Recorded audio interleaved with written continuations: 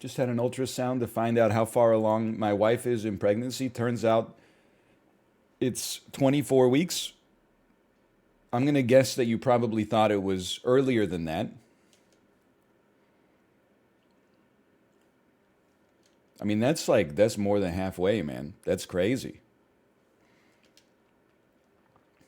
Well, it's not, no, that's not the worst thing that could happen in an ultrasound. Like, not even to be macabre, but like the worst thing that could happen in an ultrasound while still being like semi funny is being like, hey, let's see how far along our baby is. And then your ultrasound technician is like, you mean babies, right? You mean babies? Like that first ultrasound, supposed to be around like 12 weeks, I think. Um,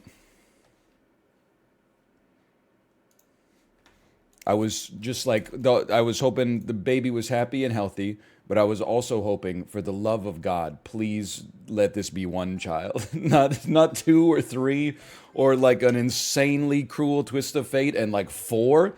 I don't know if you can like get to five without the use of like fertility drugs. It maybe it's possible, like in an infinitesimal possibility, but dum dum dum dum dum dum dum dum. And I still don't buy that. I don't buy that story of the Russian woman in the 17th century or 18th century where it said she said that she had like 75 kids or something like that. One set of quintuplets, like two sets of quadruplets, 10 sets of triplets, 15 sets of twins, something like that. No shot, bro. No shot. No shot. I don't buy it. In the year, like you in 1776, you could just make stuff up. She probably kidnapped a bunch of kids and then was like, no, I had them. And then she hired like the world's smartest mathematician at the time. It took him 6 weeks to calculate the exact permutation of quadruplets, quintuplets, triplets, and twins that she would need to get in order to hit the number. And then the world's smartest police officer in 1771 was like, well, I can't possibly verify this data, so we're just gonna have to trust you. Did you feel, and this is, I kept this in the input buffer from earlier. Did you feel like you were ready to have your first kid when you had, well, your only kid when you had her? Or was it just anxiety? Well, like, I think we got a Z jump on. No, because if you Z jump, you break the bomb. Hang on, give me a second here. Ah, yes, okay, it is Z jumping. We got it. I don't remember. Is the honest answer. What I will tell you is that you're gonna be fine.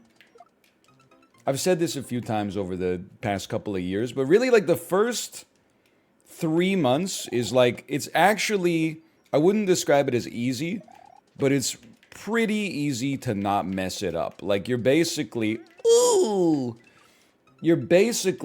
just not sleeping a lot, but you know, the baby is a pretty simple machine. It's like, you know, if they're crying, you give them comfort. And if the comfort doesn't work, you give them milk. And if the milk doesn't work, you check their diaper. And if the diaper's not dirty, then you're like, okay, well, like, enjoy crying.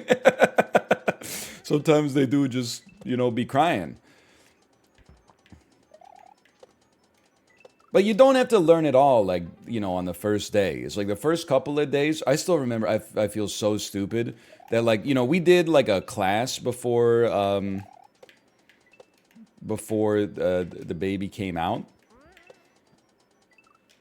We had, like, a nurse come to our house and basically teach us how to be how to be parents. And she prepped us really well, but you're still just, like, you're stupid, like, because you've never had a kid before. You don't know what's going on. So like when we had our baby, we slept in shifts for like 3 days because we were like, oh, we can't all be asleep at the same time because somebody has to have eyes on the child at all times. And then, like, you know, night 4 or 5 or something like that, we all just passed out. And then we were like, this is not the way that nature intended this to work. And then you realize, you know, you just gain sleep when you can. And, like, when I mean, the baby, especially for the first, like, 7 months or so, maybe even more, they don't even move, really. Like, if you put them somewhere, they're just going to stay there. You shouldn't leave them unsupervised, but, like, you know, you don't have to be, it's not like a teenager where, like, every morning you got to walk by their room and make sure that they're still, like, you know, asleep or something like that and they haven't snuck out to some kind of party. We did indeed use an Owlet, which is a smart sock that monitors, like, heart rate, and it's like a pulse oximeter as well to see if they're getting oxygen. It was funny, like, we used it for like a year and a half. We used it for like a year and a half, and I think it was like essential just so even whether it worked or not, it was essential so that I could get some sleep under either the belief or the delusion that, like, I would wake up if something catastrophic would happen, no matter how infinitesimal the odds of it happening in the first place. Then, you know, Dan had his daughter like a year and a bit after we had ours, and we sent him the Owlet, and he couldn't download the app from the App Store because it got recalled. Not because the sock could explode and like blow off the kid's femur or something like that, but because it was marketed as like a health product, but it didn't actually go through like the rigorous approval that like an electronic health product has to go through in order to get approved. They just did like the Uber thing where they were like, surprise, we like, you know, we just put it out there and now you got to deal with it. Yeah, I had to go off. Well, like, there's a few different tones that it has, right? So, like, there is one tone that is, like, wake the fuck up, like, right now. And then there's, like, another tone that's, like, the sock has been, like, it's loose or it's been disconnected or something. And then you got to figure out, like, am I really going to go into my daughter's room at 3 a.m. and try to reattach this sock? And possibly like risk her waking up, but maybe I won't be able to get back to sleep if I don't attach the sock again, because I'm gonna be like I'm not gonna feel like she's safe. I mean, you get over it like bit by bit. Anyway, the point is you won't be ready. Your partner will probably be ready. Like, I mean, if you're like 2 weeks away. I mean, I vaguely remember life in the pre-child era. Every day for like the last month was basically just Kate being like, get this baby out of me right now.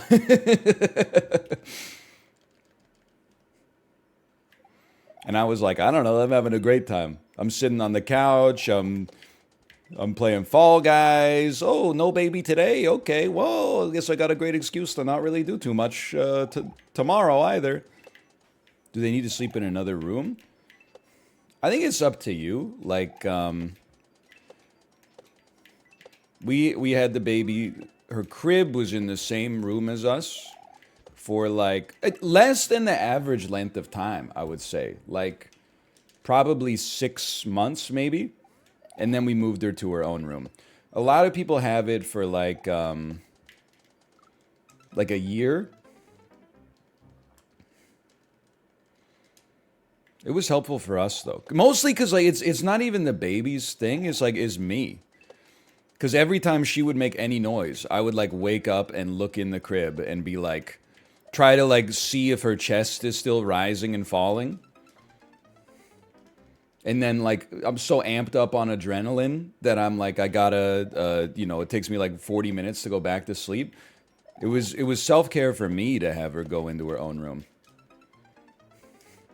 Same thing, we would never, like, co-sleep, because I would never get some sleep, because I would always be like, I'm gonna wake up and be like, sorry, I crushed the baby, you know? But, like, by all accounts, I know co-sleeping is not recommended, but like I know people who have done it, and this is anecdata. Sorry, I'm not trying to say you should do it, but I know lots of people who have done it and it's been okay. But still, like, I wouldn't be able to make it. My ass would have been sleeping on the couch for like 18 months. Ooh.